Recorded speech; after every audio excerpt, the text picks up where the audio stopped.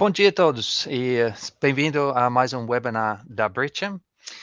Meu nome é Nicholas Bard, sou presidente do Bridgem no Rio de Janeiro. Eu gostaria de começar hoje com alguns agradecimentos, primeiro aos associados mantenedores do Bridgem, cujos marcas estiveram amplamente divulgados no slide da abertura. Gostaria de agradecer a Clarice Rocha, vice-presidente do Bridgem Rio de Janeiro, e a Márcia Sicarelli, vice-presidente do Comitê de Riscos e Seguros, por organizar este evento.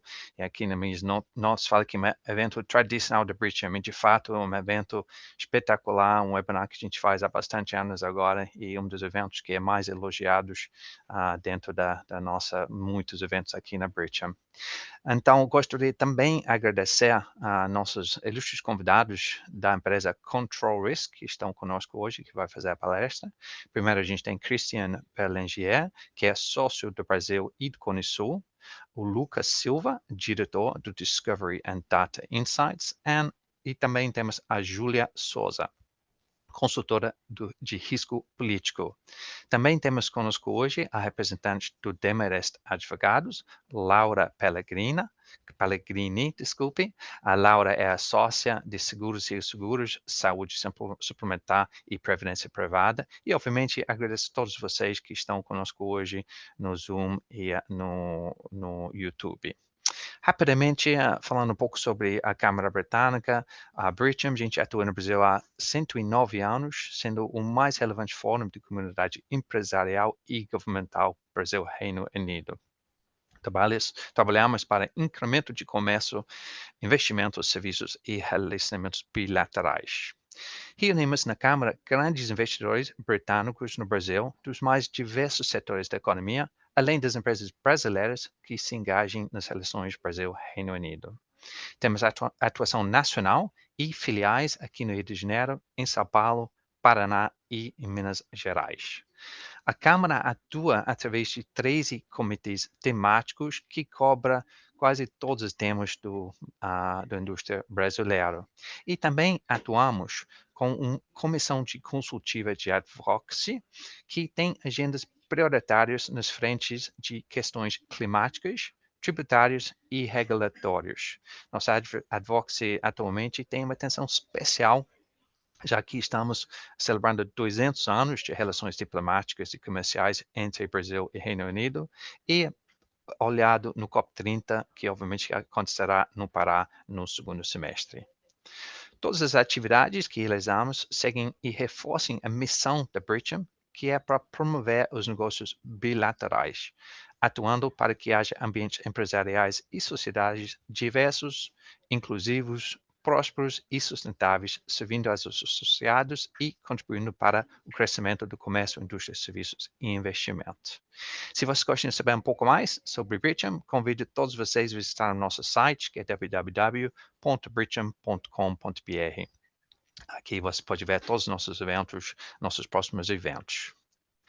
Então, eu vou rapidamente aqui, antes de passar para as palestrantes, explicar um pouco como que funciona nossos webinars. Está sendo transmitido ao vivo através do Zoom e também no nosso canal da Bridgem no YouTube. O webinar hoje terá apresentações por parte de convidados, mas deixaremos um espaço livre para perguntas no final da reunião. Se você tiver uma pergunta, vocês entram através da ferramenta da Q&A, que está dentro da plataforma Zoom. Se você está no YouTube, tem um link lá no YouTube que você pode clicar também, que vai te levar para o Zoom para fazer as perguntas. Infelizmente, não podemos fazer as perguntas através do YouTube. E, por favor, se você tem uma pergunta, pedimos que você escreve seu nome e sua empresa e depois coloca sua pergunta. E só teremos uma curadoria das perguntas, mas visto que há uma restrição de tempo, o tempo britânico aqui, a gente vai terminar às 11 horas, já pedimos desculpas por qualquer pergunta que eventualmente não seja abordada. Então, agora eu vou passar a palavra para a sócia de Seguros e Seguros Saúde Suplementar e Previdência Privada, da Demarest Advogados, Laura Pellegrini. Laura, a palavra é sua. Muito obrigada, Nicolas. Bom dia a todos. É um prazer participar hoje aqui desse webinar. Meu nome é Laura Pellegrini, como o Nicolas já me apresentou, eu sou sócia de seguros do Demarest Advogados e eu estou aqui hoje nesse evento representando a Márcia Scarelli, que é a vice-presidente do Comitê de Riscos e Seguros da Britcham, que está promovendo esse evento hoje, e minha sócia, por conta de um imprevisto, não pôde estar conosco nessa manhã. O webinar de hoje, né, como todos sabem, ele é destinado à apresentação do Risk Map 2025, elaborado aqui pelos colegas da Control Risk. Já é um evento bastante tradicional aqui na Britcham, né? E esse Risk Map é um documento muito relevante de mapeamento dos riscos empresariais aí no contexto tanto geopolítico, econômico e climático, para que sejam discutidos tanto os riscos que as empresas vão enfrentar nesse 2025 e como endereçar esses riscos aí por diversos instrumentos de gestão, inclusive o seguro, né? Por isso que a gente está tratando esse tema justamente aqui no Comitê de Riscos e Seguros da Britcham. Então, sem mais delongas, eu passo a palavra ao Christian, sócio do Brasil e Conisul da Control Risks, para apresentar também os demais palestrantes do time. Muito obrigada. Obrigado, Laura. Obrigado, Nicolas. Obrigado a todos e todas que estão aqui assistindo. Christian Pellingeri. Rapidamente, para quem não nos conhece, Control Risks é uma consultoria especializada em riscos britânica, fundada há 50 anos. Esse ano a gente completa 50 anos no mundo. Estamos no Brasil há quase 30 e operamos em todas as esferas de risco que vocês possam imaginar.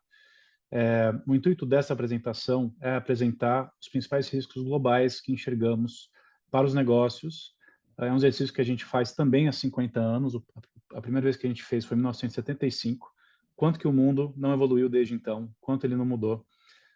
E é um estudo que é desenvolvido por mais ou menos 200 analistas ao redor do mundo, especializados em riscos regulatórios, geopolíticos, de segurança, cibersegurança e por aí vai, para tentar cristalizar a nível macro, né, o que vem por aí em 2025. A gente está até no limite temporal disso, no final do primeiro trimestre, comecinho do segundo, aliás, e como se preparar para essas questões. Então, como temos pouco tempo, 35 minutos, eu já vou compartilhar minha tela aqui. Eu vou falar rapidamente sobre os riscos macro. Passo, então, a palavra para o meu colega Lucas, que é o nosso diretor de cibersegurança aqui no Brasil e Cone Sul, para falar sobre riscos cibernéticos a nível global e local, aqui Brasil.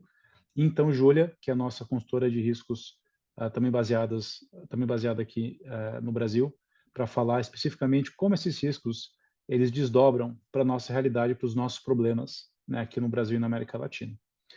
Então, vou compartilhar minha tela.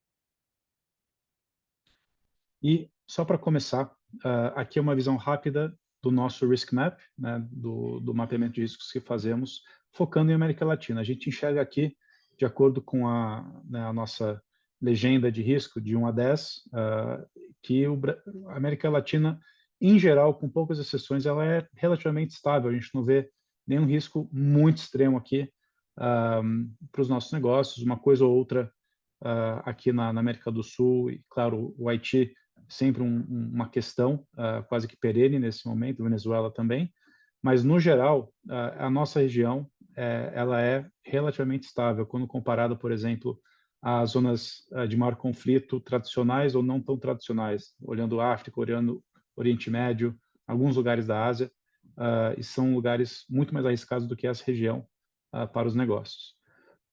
Os 5 principais riscos que a gente determinou foram, e os nomes são um pouquinho, são exatamente claros de início, mas eu vou explicar. Né? Estados incertos da América, geopolítica de barreiras, guerra comercial global, aumento da violência política e, por fim, concentração digital. Os Estados incertos da América, eu acho que todos aqui expostos a qualquer tipo de mídia tradicional ou social estão antenados, né, no segundo mandato do Donald Trump e um pouco na sua visão de mundo. Né? Qual é essa visão de mundo? A Pax Americana, que foi um período de relativa estabilidade e paz, né? Após a Segunda Guerra Mundial até o final da Guerra Fria, acabou. Né? Hoje a gente enxerga a um mundo muito mais desordenado do que ordenado, né, um certo rechaço, principalmente americano, ao multilateralismo, à globalização, e uma atitude muito mais isolacionista, né, dos Estados Unidos. O que isso significa? Significa que o papel americano tradicional de ser, de certa forma, quem dita as regras e fiscaliza né, a questão do superpoder, isso está em recessão, né? Então, o que a gente enxerga é um ambiente um pouco bem mais incerto em termos de estabilidade geopolítica e comercial, com tanto os Estados Unidos como outros grandes países e grandes economias ao redor do mundo, cada vez mais se posicionando para defender o interesse próprio de um jeito, eu diria que bem mais isolado do que antes, né? E se a gente for pensar em relação à nossa região aqui, América Latina, principalmente temos questões, pautas, né, de segurança e de imigração, e isso aí afeta principalmente a América Central, né, México, todos os países ali descendo até o Panamá, um pouco também Colômbia e Venezuela. E dados esses dois temas principais, acaba que o foco político do Trump 2.0, ele permanece na América do Norte geográfica e na América Central. Se a gente for pensar a América do Sul, vai ter um engajamento muito mais pontual, eu diria, principalmente com governos um pouco mais alinhados com ele.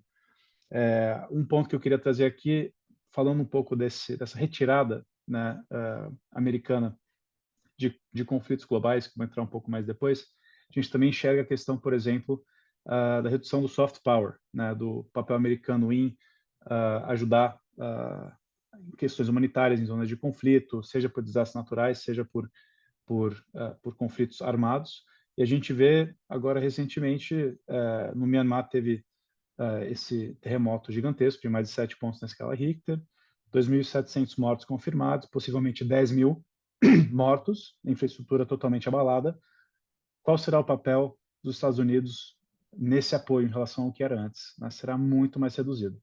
Então, a gente vê aí um potencial bem maior para que desastres maiores, sejam armados, sejam naturais, tenham um custo bem elevado, né? Nos quais os países onde os desastres ocorreram vão ter que tentar dar um jeito, de certa forma, talvez buscar mais parcerias regionais e não depender ou esperar que potências como os Estados Unidos irão imediatamente ao seu apoio.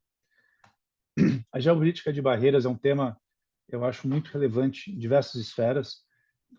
A gente enxerga que o que antes era impensável, hoje em dia é 100% possível, né? O que era impensável você, um país, enviar um míssil intercontinental passando pelo espaço aéreo de um outro país potencialmente amigável, para demonstrar que você tem esse poder, né?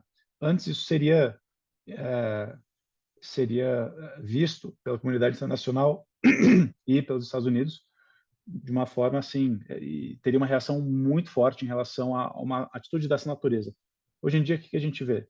Cada vez mais conflitos, ações, declarações de países ao longo do espectro geopolítico, tanto os países considerados um pouco bem mais isolados, né, do mundo, né, quanto aos mais integrados, fazendo coisas que antes não se imaginaria, né? Então, até algumas atitudes um pouco mais diretas, né? Em alguns a gente tem alguns até assassinatos patrocinados por estados que antes seria, né? Vou jogar alguns véus aqui algumas camadas aqui de incerteza, né? De deniability, né? Que é o termo utilizado para dizer que né, não está envolvido. Hoje em dia, abertamente, né, não existe esforço nenhum de alguns poderes esconder o fato de que realmente estão agindo de forma muito mais violenta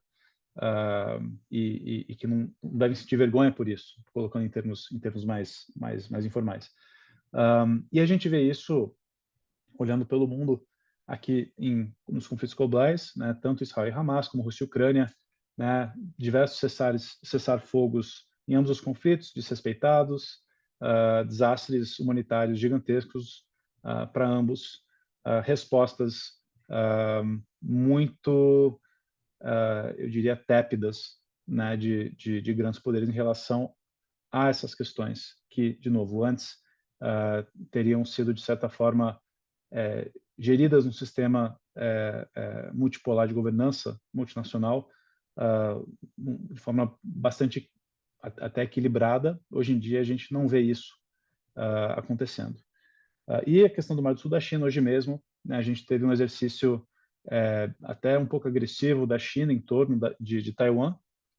3 dos 4 lados de Taiwan, né, enviaram navios de guerra. Taiwan respondeu. Um lado xingou o outro, mas assim, não se espera que isso escale a um conflito 100%, porque tem muitos outros fatores envolvidos, mas é um exemplo de tipos de coisas que a gente pode esperar ver no noticiário nos próximos meses, né? Que, de novo, antes era muito raro ou menos frequente, hoje em dia a expectativa é que isso seja bastante frequente. E se a gente for pensar em relação à América Latina e à América do Sul em especial, como é que a gente enxerga essa nova atitude, né? Hoje mesmo a gente está com o secretário de Relações Exteriores argentino nos Estados Unidos para encontrar com o Marco Rubio, que é o secretário do Exterior americano, para tentar negociar um acordo bilateral comercial antes do Liberation Day, que seria amanhã em tese, né? Que é o dia que o governo Trump vai impor de 20% a 25% de barreira tarifária no mundo inteiro, né, para qualquer país que hoje em dia impõe tarifa contra os Estados Unidos. Será um dia interessante, o mercado já está reagindo a isso, mas como você pode ver, existe esse lado de, deixa eu fazer um tete-a-tete, né, o Trump, que é um presidente bastante personalista, que é possível se esquivar um pouco dessa política generalizada. É bem interessante entender isso. Brasil, eu vou deixar mais para a Júlia conversar. El Salvador é só um ponto de alinhamento na parte de segurança, que lá, obviamente, você tem as políticas mano dura do Bukele, que encontram muitos apoiadores, obviamente, muitos opositores, pela natureza das medidas, mas é um país de alinhamento forte com os Estados Unidos em relação justamente a essa parte de segurança e imigração. Então, da mesma forma que a Argentina está tendo um acesso até significativo, o Milei foi para, se não me engano, a inauguração do Trump. El Salvador também tem essa porta de entrada. A guerra comercial, eu mencionei um pouco agora, amanhã será um dia bem interessante para acompanhar. A maioria das indústrias do mundo já está se preparando, né, fazendo planos de contingências a respeito das tarifas e como isso vai afetar não apenas o produto final, mas também toda a cadeia de fornecimento de serviços, pensando que tocam diversos países hoje em dia, não existe uma cadeia de fornecimento que não seja multinacional. E também a parte geopolítica, né, a gente já encontra esforços bem direcionados para respostas conjuntas. No caso da União Europeia, já seria conjunto de qualquer forma, mas a gente tem, por exemplo, conversas que ocorreram entre inimigos históricos, China, Japão e Coreia.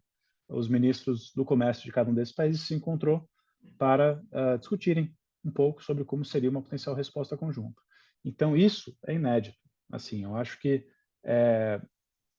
como você tem, de novo, uma quebra, de certa forma, da ordem multilateral, você tem um ou dois polos no mundo e uma série diria, pequenos grupos de interesse, né? Uns squads, digamos assim, geopolíticos, para se prepararem para reagirem a esse tipo de política bem mais agressiva que o Trump está trazendo. Tá? E pensando um pouco mais para o final do slide, a parte do USMCA, né, que será renegociado em 2026. Isso aqui é bem possível, mas a verdade é que para os próximos 2 anos, com total controle do Congresso americano, o governo Trump pode fazer bastante coisa que, de novo, antes era impensável, hoje em dia é totalmente possível. Então, é um tema importante que vale acompanhar. O Canadá, hoje em dia, não está amigável dos Estados Unidos por razões muito claras. México negociando um pouquinho melhor, mas eu acho que tem que esperar alguns meses ainda para entender qual que vai ser o papel real do USMCA e dessa renegociação no ano que vem. Mudanças climáticas e eventos climáticos extremos, isso aqui a gente pontua porque é uma nova realidade e é um fato mesmo, né? Hoje em dia a gente tem perdas bilionárias na parte de todos os países. É só pensar aqui em São Paulo, né, onde qualquer chuva é 500 mil de pessoas sem energia, empresas paradas, mortes. Isso, ninguém mais fica assustado com isso, né? Cada 2 semanas acontece e é a vida, justamente.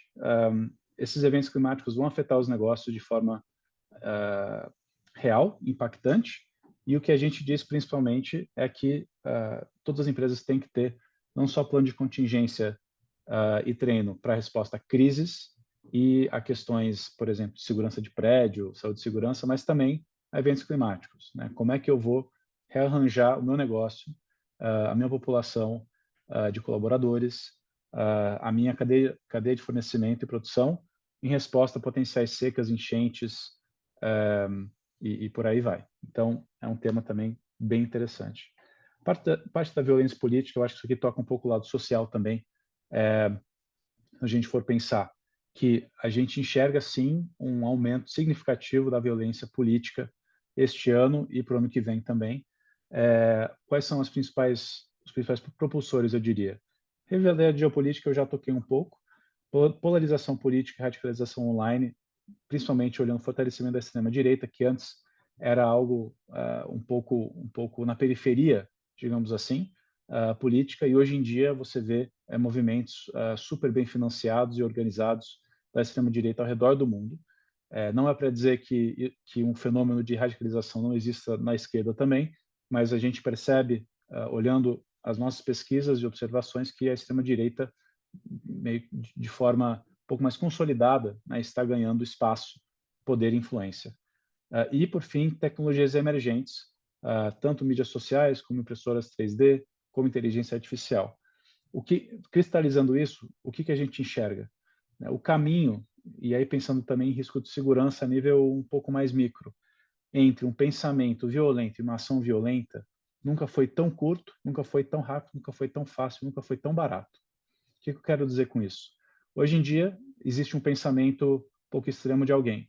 Essa pessoa, em mídias sociais, consegue achar seus grupos, suas câmaras de eco, para que esse pensamento não seja desafiado nem criticado, que exista um de acordo imediato, sem questionamento.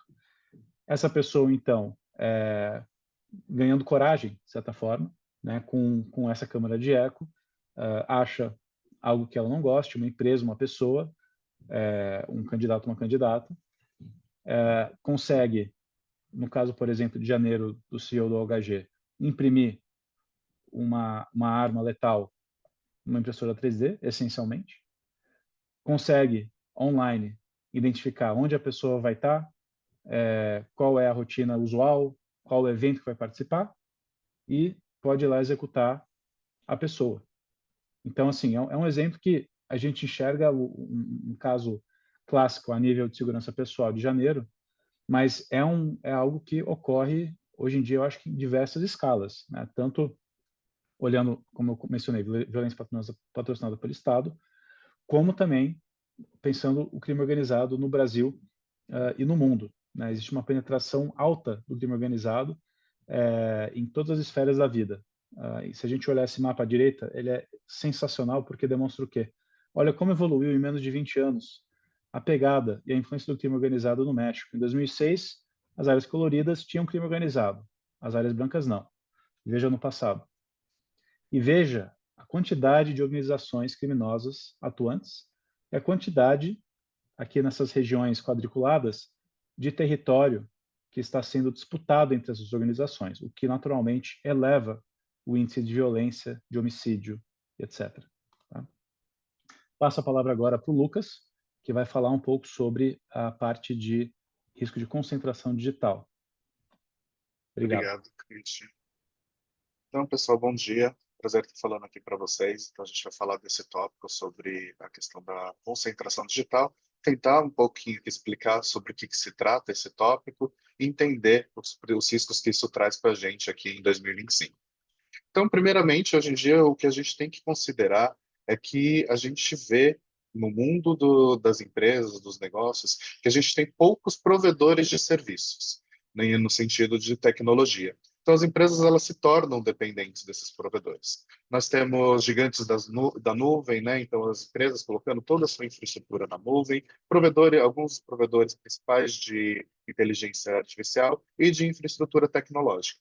E apesar disso trazer avanços muito bons, principalmente em termos de agilidade, de inovação e de adoção de tecnologias, a gente acaba, por outro lado, tendo uma questão aí de um risco envolvendo a parada desses fornecedores. Então, quando um desses fornecedores, provedores de serviço, ele enfrenta um ataque ou uma falha crítica, qual a consequência que isso pode ter para as empresas, né? E a verdade é que a gente não precisa pensar, imaginar o que poderia acontecer. A gente já tem evidências do que isso pode ocasionar. Então, no ano passado, ali por volta de junho, julho, a gente teve o evento da CrowdStrike, em 2024, que foi uma parada de um provedor de serviço de tecnologias para cibersegurança, e na onde essa parada interrompeu a operação de diversas empresas. A gente teve, inclusive, aeroportos que não conseguiam funcionar, porque essa parada desse provedor de serviço ocasionou isso. Embora nessa ocasião não se trate realmente de um cyberataque, mas sim de um erro que aconteceu ali em uma atualização dos produtos da CrowdStrike, nós vemos o impacto que isso pode ter.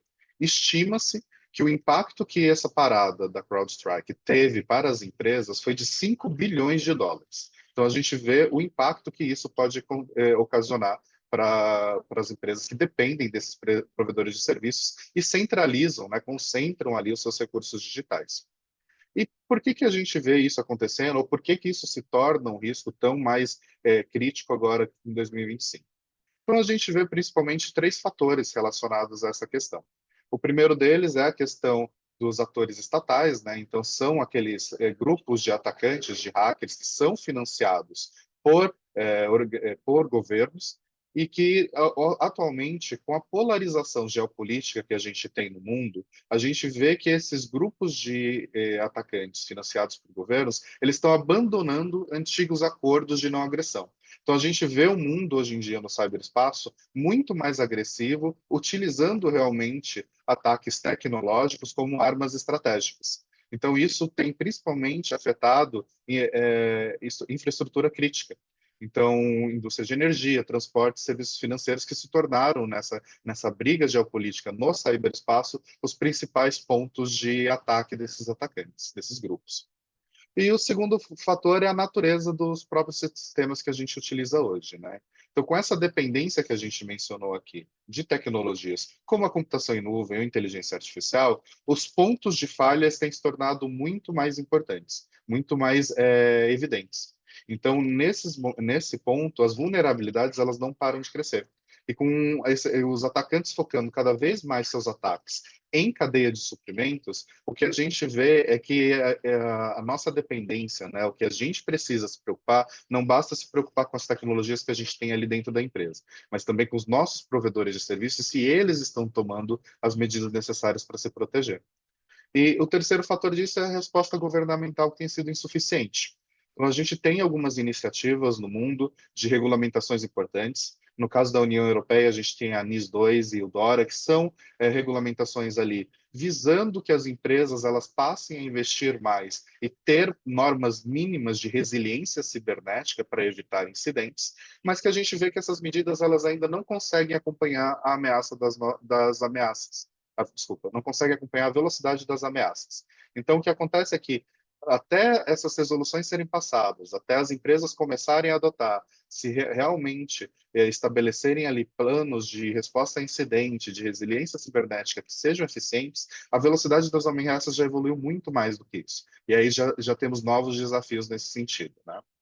Então, e a gente vê todo o impacto que isso causa para as empresas e o risco que isso é, ainda mais com a adoção de novas tecnologias que a gente está tendo hoje, que é a questão da inteligência artificial, todas as empresas estão tendo que lidar seja adotando ou não adotando inteligência artificial internamente, mas que a gente tem alguns poucos players dessa questão, e é um desafio completamente novo em relação a como lidar com esse risco.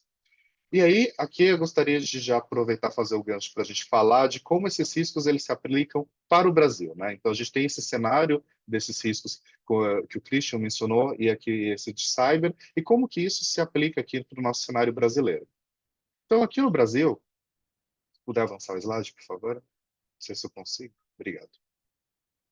Aqui no Brasil, a gente tem uma questão muito semelhante de vulnerabilidade, né? Então, esses riscos se aplicam também para nós aqui no Brasil, para as nossas empresas e mesmo até na nossa vida pessoal. Então, o Brasil em si, como país, ele é o segundo país do mundo a sofrer ataques cibernéticos. Ele fica somente atrás dos Estados Unidos ali, em número de ataques cibernéticos que ele sofre. Então, aqui a gente traz uma estatística que no ano passado, e foram mais de 700 milhões de tentativas de ataques. Isso dá mais ou menos um ataque por minuto ali que as empresas estão sofrendo.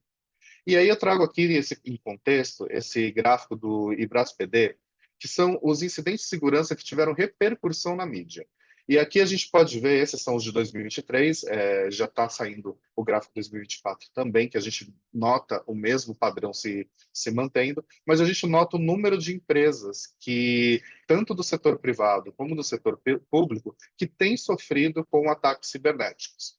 E aqui a gente chama a atenção que se trata de empresas de ataques que tiveram repercussão na mídia. Então, existe ainda uma infinidade de outros incidentes de ataques cibernéticos que a gente não toma conhecimento porque não tiveram essa repercussão, porque são de empresas de menor porte e acabam não entrando nessa lista, não sendo reportados da forma correta. Mas a gente vê o Brasil, sim, como um polo, hoje em dia, um grande foco dos atacantes, principalmente visando ganho financeiro aqui no Brasil. Então, a gente tem grupos de crime cibernético organizado, de crime organizado, com um braço ali no crime cibernético, para alavancar recursos para financiar suas atividades criminosas, né? E principalmente aqui no Brasil a gente vê também essa questão da baixa maturidade das empresas. Assim como eu mencionei a questão de que esse risco se torna mais evidente devido à questão de que a resposta de regulamentações e resposta governamental ela é mais lenta do que a velocidade das ameaças, a gente tem um cenário muito parecido aqui no Brasil. As empresas elas crescem organicamente, de forma acelerada, elas implementam tecnologias visando cumprir suas regras de negócio, mas nem sempre elas se atentam às questões de segurança. A gente ainda tem uma dificuldade muito grande de implementar tecnologias considerando a segurança por design, né? Que é considerando a segurança desde o primeiro momento ali, da prestação de serviço, do momento de implementação de uma tecnologia até o seu ciclo de vida contínuo. Então, a gente tem no Brasil empresas que elas ainda sofrem muito com um baixo nível de maturidade, empresas que não têm uma boa definição de um plano de resposta a incidentes bem estabelecido, que não se preocupam em estabelecer um reconhecimento da sua infraestrutura crítica e definir um plano de resiliência ali, se essa estrutura sofreu um ataque, como que eu mantenho o meu negócio rodando, né? Como continuo prestando meus serviços. Então, nessa dependência que a gente tem de poucos provedores, o Brasil fica ainda mais vulnerável, mais frágil nessa questão em relação a ataques cibernéticos. E, obviamente, a gente tenta aqui trazer um pouco o que é possível fazer. Infelizmente, a solução não é simples, mas ela é possível, né? Então, a gente tem algumas medidas a serem tomadas. A primeira é considerar diversificar os fornecedores contratados, provedores de serviços, evitar essa dependência em apenas alguns players, na onde a gente fica ali. Se tiver uma parada no ambiente da nuvem de um fornecedor, toda a nossa infraestrutura para. Então, essa diversificação de provedores é uma forma de tentar mitigar um pouco esse risco.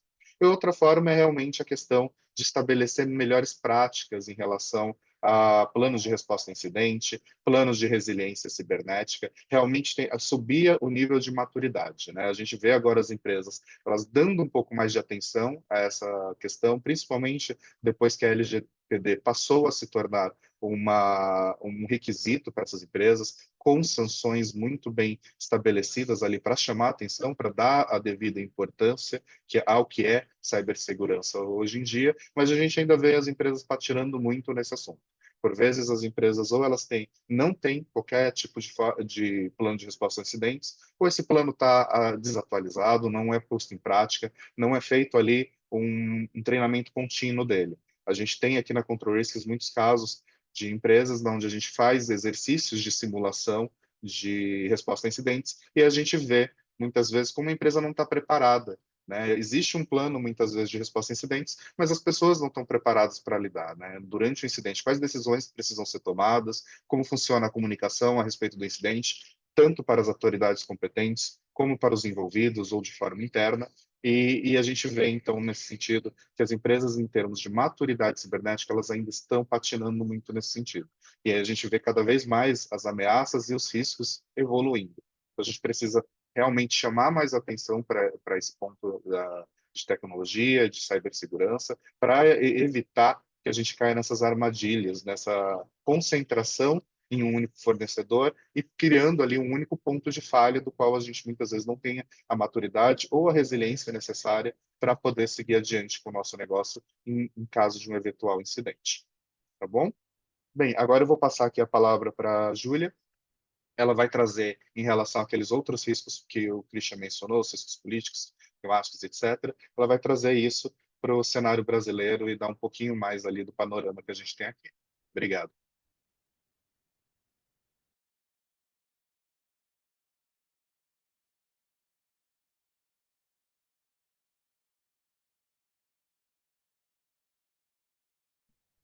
Bom dia, perdão, eu não estava conseguindo sair do mudo. Bom dia, obrigada pela presença de todos. Então, eu vou falar um pouquinho agora sobre esses riscos que Christian e Lucas falaram na esfera internacional, trazendo um pouco para a ótica brasileira. Falar rapidinho para a gente ter bastante tempo para fazer pergunta no final. Desculpa, estou tentando só voltar aqui no slide.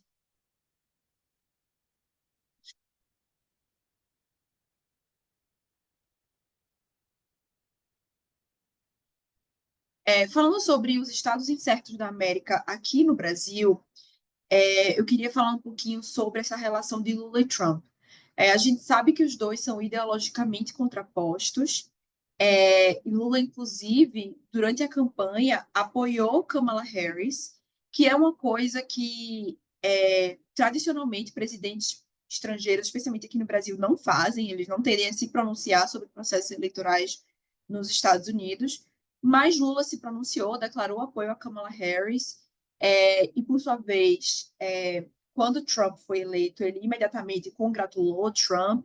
E Lula é um presidente que é conhecido nos 2 primeiros mandatos. Ele adotou uma política externa extremamente pragmática, e que prioriza os interesses brasileiros na esfera internacional. Com isso, ele tem adotado uma política externa que é condizente com esse histórico e adotado uma política extremamente pragmática com o Trump.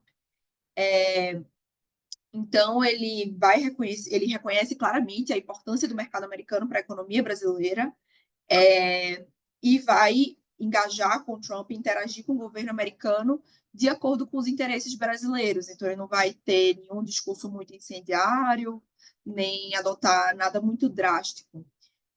Inclusive, em resposta aos rumores sobre tarifas, tanto o presidente Lula quanto o ministro Fernando Haddad falaram, o ministro Haddad falou em fevereiro, que foi a declaração mais recente, que o governo responderia a ações concretas, não rumores, e com isso indicando cautela, realmente, em resposta ao que tem vindo do governo americano. Tendo isso em mente, a gente tem que levar em conta que o Brasil não deve ser um grande ponto de destaque na diplomacia americana. Como o Christian falou anteriormente, ele deve olhar muito para a questão de segurança e migratória, e o Brasil não é muito relevante nessas conversas. Então, em termos de América Latina, o Brasil não deve ter uma posição de protagonismo. A indústria brasileira tem se articulado junto ao MDIC para elaborar estratégias para mitigar esse impacto dessas potenciais tarifas, investindo em outros parceiros e mercados, como o México. Então, isso deve deve ter um impacto aqui no cenário local à medida que essa conversa sobre tarifas se desenrola. É importante destacar que essa está uma conversa que está muito nebulosa, está pouquíssimo transparente. Algumas coisas são assinadas e aprovadas e depois volta atrás, ou então ele diz assim, eu vou aprovar uma tarifa que não vai ter exceção, vai cobrir todo mundo, e aí depois aprova várias exceções, como foi o caso das relações com o Canadá. Então, o governo brasileiro, por isso, como eu já falei, tem escolhido agir com bastante cautela e com muita prudência.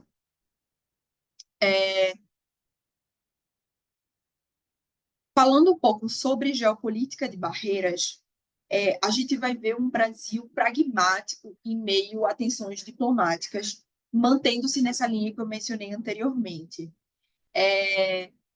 O Brasil está no meio desse fogo cruzado entre China e Estados Unidos, não deve se alinhar automaticamente a nenhum dos dois, nem incondicionalmente a nenhum dos dois, vai ser tudo com base no tema e no interesse brasileiro dentro desse tema.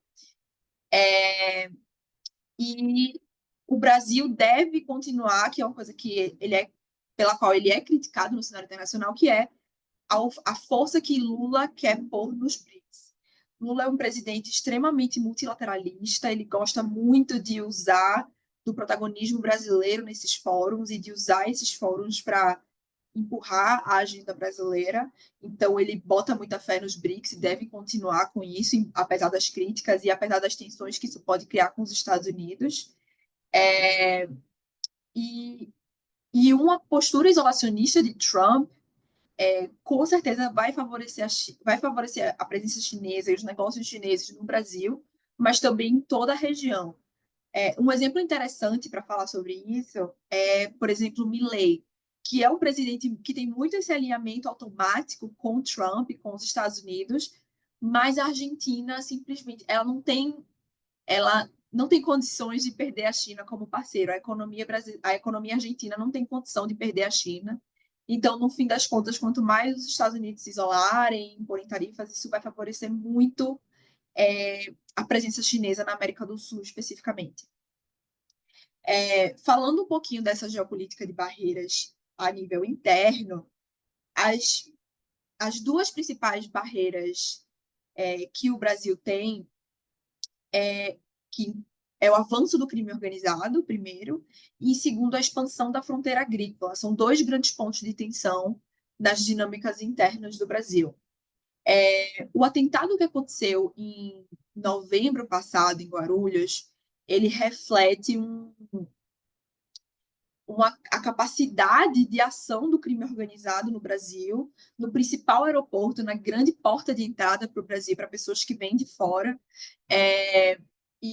e a suspeita de que os policiais que faziam a guarda da pessoa que foi vítima desse atentado, a suspeita de que essas pessoas que eram policiais estavam em conluio com o crime organizado e facilitaram essa ação, também reflete uma penetração do crime organizado nas forças do Estado muito importante e que tem impacto relevante no cenário de segurança brasileiro.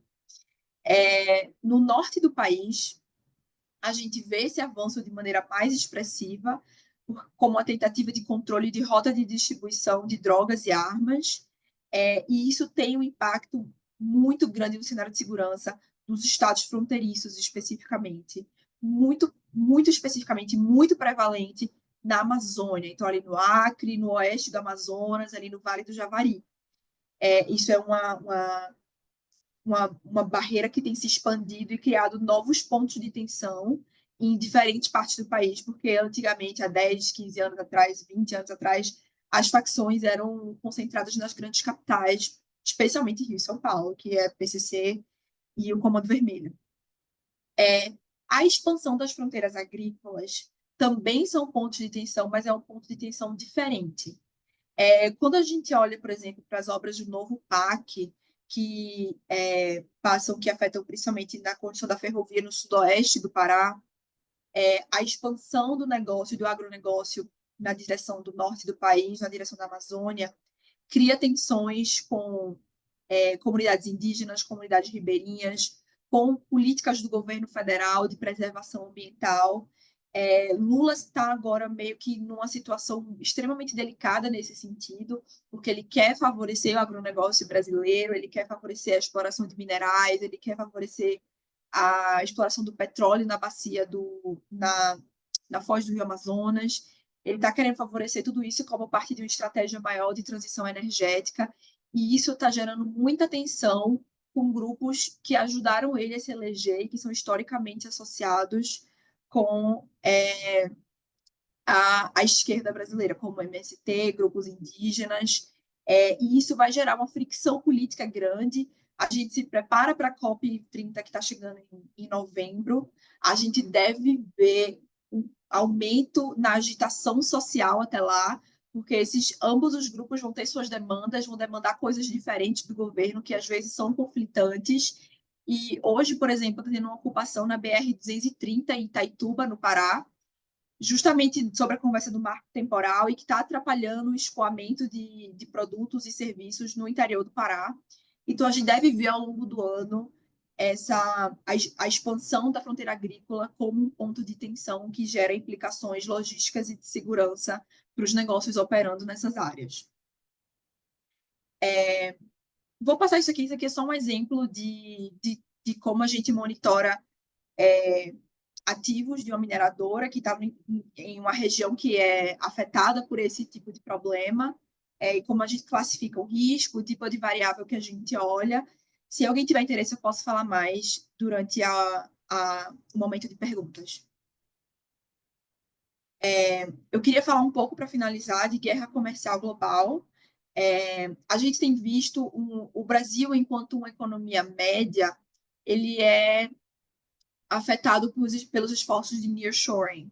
O que são esses esforços? Quando a gente vê governos mais protecionistas, tensões geopolíticas afetando dinâmicas de comércio global, grandes esforços de neutralização de carbono que desfavorecem grandes deslocamentos, a gente vê um esforço a favor do nearshoring.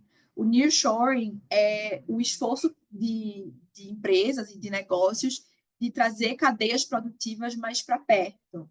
Então, localizar mais para tentar diminuir custo de frete, diminuir pegadas de carbono, favorecer mercados locais, e que isso favorece o Brasil, e que é uma tendência a crescer com mercados mais protecionistas, que, como o Christian falou, sobre as dinâmicas do governo Trump na guerra comercial global, a nível global. A gente deve ver o Cone Sul favorecido pelo nearshoring. Falando de crise climática, isso aqui é particularmente muito importante. Tem um número muito interessante que eu vou olhar aqui para vocês. Isso aqui, a OCDE estima que danos causados por desastres climáticos custam aproximadamente 1,3% do PIB do Brasil, considerando o PIB do ano passado. Isso é muito relevante porque o Brasil, pela dimensão, pela quantidade de climas e de ecossistemas que o nosso território abarca, é particularmente vulnerável para desastres climáticos. A gente teve o exemplo da enchente do Rio Grande do Sul, e esses exemplos a gente tem enchente no sul, ali na região do Pantanal e no oeste do país a gente vê seca, que atrapalha inclusive a oferta energética nos países vizinhos também, Paraguai, Uruguai, Argentina, que afeta também o transporte de bens, transporte de mercadorias, porque o nível dos rios abaixa e impede navios de grande porte de passar.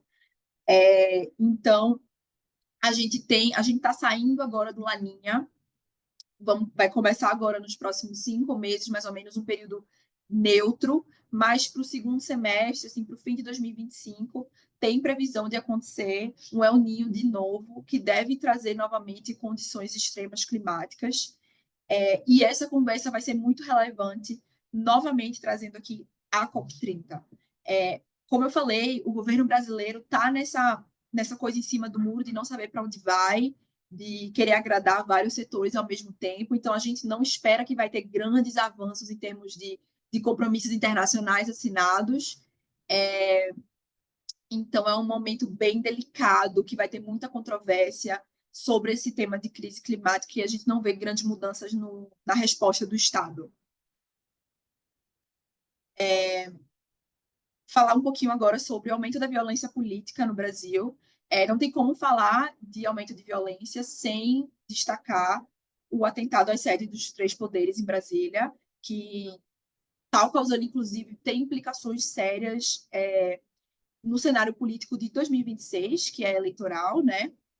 Tá tendo o Bolsonaro a queixa contra o Bolsonaro foi aceita no STF semana passada, então ele vai ser réu na ação da tentativa de golpe em 2023.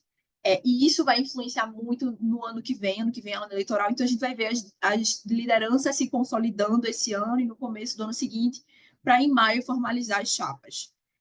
Com isso, a gente deve ver um aumento de agitação social, especialmente, como o Cristian falou, a extrema-direita vai se mobilizar, tanto em prol de Bolsonaro, protestando contra a inelegibilidade do ex-presidente, mas também em termos de promoção de novas lideranças. A gente tem Tarcísio, que está surgindo como um potencial nome para substituir Bolsonaro, caso ele não se candidate.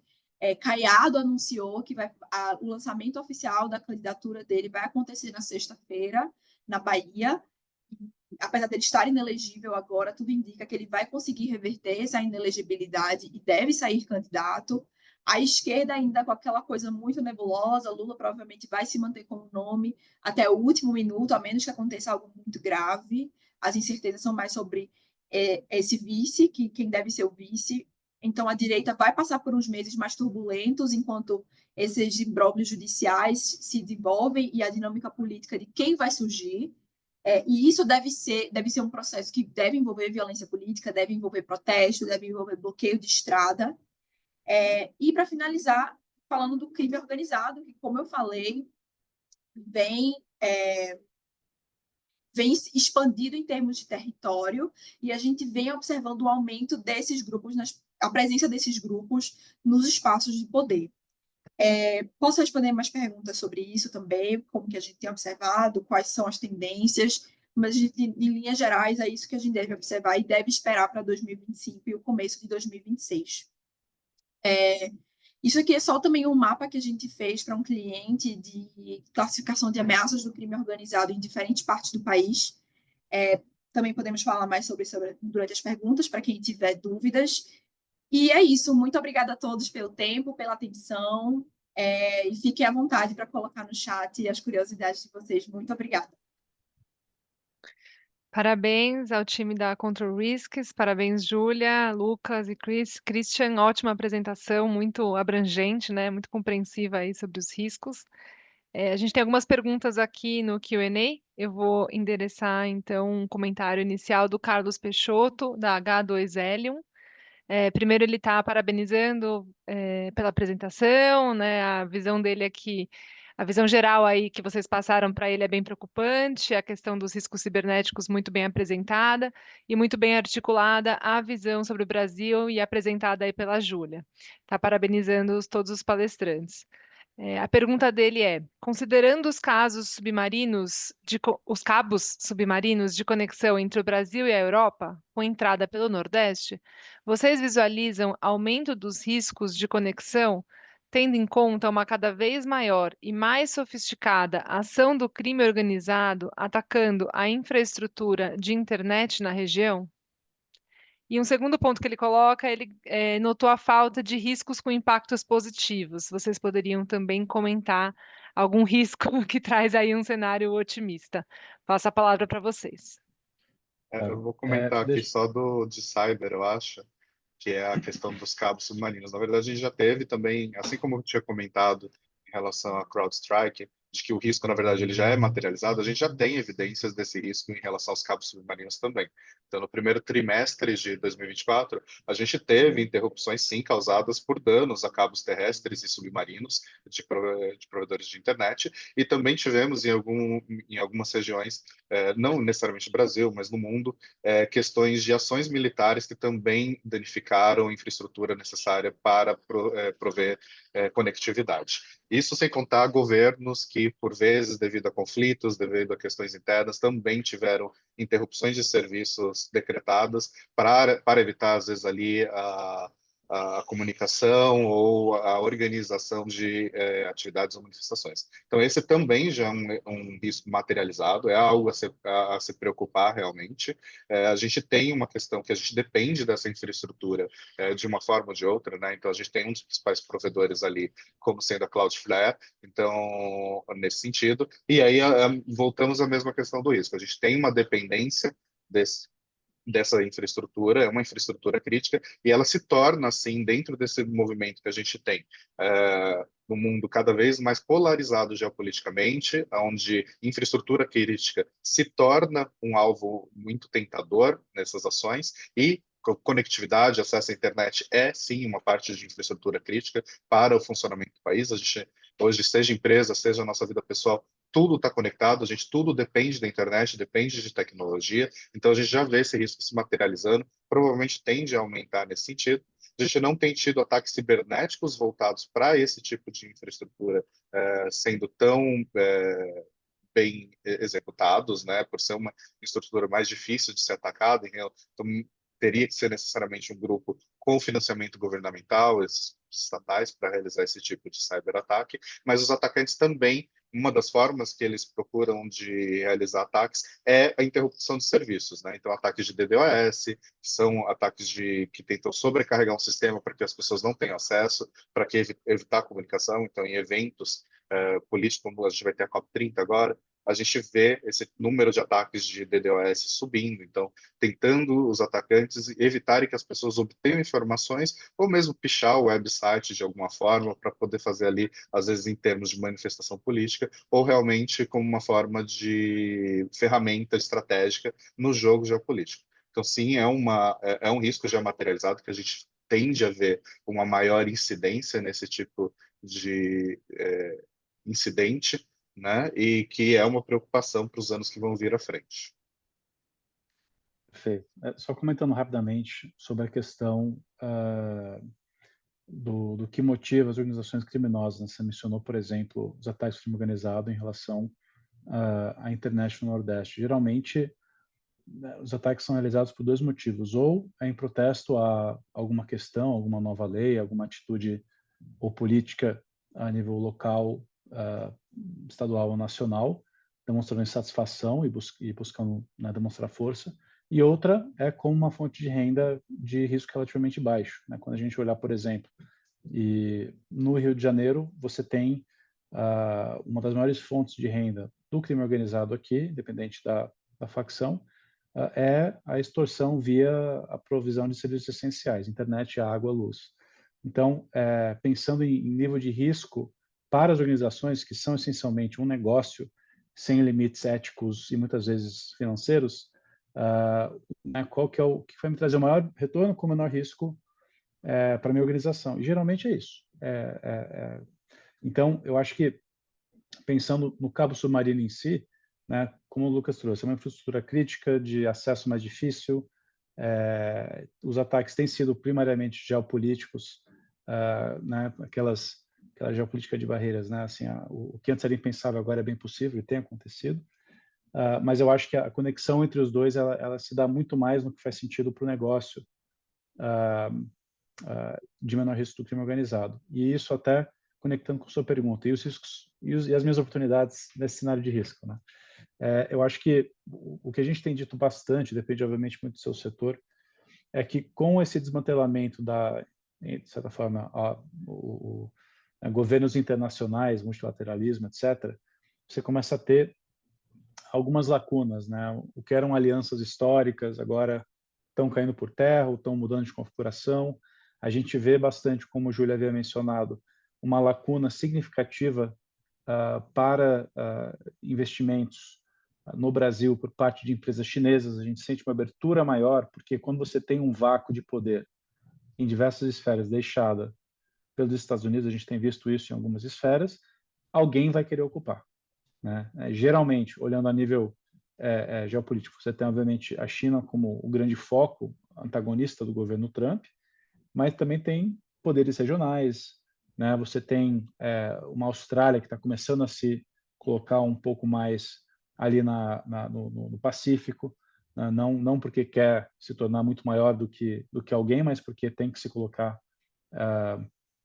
para estabelecer presença em relação, por exemplo, às ações que a China está realizando, né? Então, existem, acho que em cada segmento, em cada país, espaços que antes eram meio que percebidos como aqui a gente não encosta, ou aqui está meio comprometido, em outros lugares não. Pensando em tendências de transição energética,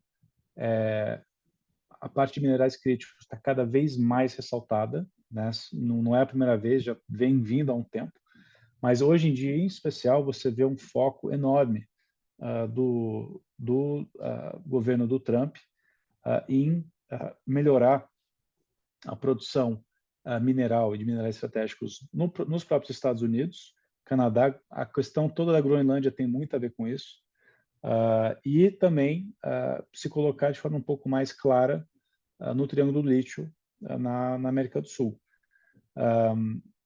Vai ser algo interessante de se observar. Eu acho que isso tudo pode ter impactos ao longo de toda a cadeia de transição energética, até o final, produção de baterias, etc., com tarifas em cima de aviões chineses. Tudo isso eu acho que vai se aplicar, né? Então, pensando principalmente em indústrias que se envolvem de alguma forma nessa cadeia, a gente vai ver desafios, claro, e ajuste, mas da mesma forma que você tem uma maior incerteza para rodar o seu negócio, quem tiver mais agilidade de negócio vai conseguir se adaptar muito melhor e vai ficar à frente dos outros, né? A gente até tem sugerido isso a muitos clientes nossos. Você que antes trabalhava com um planejamento estratégico de 2 anos, 3 anos, long term, pensando 30 anos ou 10 anos, hoje em dia, pelo menos para os próximos 2 anos, enquanto Trump tem controle total do Congresso, pense em janelas de 30 dias, 45 dias, porque você vê, né? Em 2 dias, você coloca e tira uma tarifa rapidamente, e eu acho que isso faz parte um pouco do modus operandi desse governo. Então, a oportunidade, Carlos, acho que seria em tentar enxergar esses espaços e se planejar muito bem para mudar rapidamente. E nem toda empresa tem essa habilidade pelo tamanho dela, pela história dela, pela cultura dela. É isso que eu diria, né? Sem falar muito mais além de setores que gostam de transição energética, mas eu acho que a mesma mentalidade aplica. Excelente, Christian. Infelizmente, estamos chegando no fim aqui, mas eu queria, se eu puder, me abusar um pouquinho, pegar mais 2 minutos, só pegar no gancho também desta pergunta do Peixoto, dos eventos que podem ter impactos positivos, principalmente para o Brasil. Estou pensando aqui, e a Júlia explicou super bem a tendência de nearshoring. Minha pergunta é bem específica: quais são os top 3 países que você vê como oportunidade para o Brasil para aumentar trade com o nearshoring? México, com certeza. Através da CNI, está tendo uma conversa muito produtiva. Inclusive, existe uma conversa de que Cláudia Sheinbaum vem para o Brasil esse ano para participar, e ela deve participar, tem a cúpula da Câmara de Comércio México-Brasil. E ano passado, Lula participou, ele estava no México, e aí ele participou dessa reunião da Câmara de Comércio. Então, existe essa expectativa de que Cláudia Sheinbaum devolva a gentileza. Então, espera-se que isso aconteça ainda esse ano. Como a agenda dela ainda não está fechada, a reunião está marcada para agosto, se eu não me engano. Mas se ela disser assim, eu vou em setembro, eles vão mudar para adequar a agenda da presidenta se ela resolver vir. Então, o México, com certeza. A Argentina tem investido muito. A Argentina tem um programa de grandes investimentos que tende a favorecer quem estiver disposto a investir nela. São investimentos de acima de 1 bilhão, se eu não me engano, mas assim, Argentina. E o Uruguai, especificamente, o Uruguai é extremamente rural e é um país com infraestrutura muito fraca. Mas o Uruguai agora, ele é o único país na América do Sul que está com a nossa classificação de risco extremamente baixo. É o único verdinho na América do Sul. Então, ele oferece uns benefícios diferentes. Ele oferece muita estabilidade política, um cenário regulatório favorável também extremamente estável. As coisas que atraem em cada país são diferentes. Assim, o México tem essa coisa industrial, indústria automotiva, o agro brasileiro tem muito a oferecer ao mercado mexicano, apesar do mercado mexicano estar um pouco resistente, porque o lobby do agro mexicano é muito forte, mas se o agro brasileiro conseguir entrar, existe todo um mercado muito grande que vai favorecer muito o Brasil.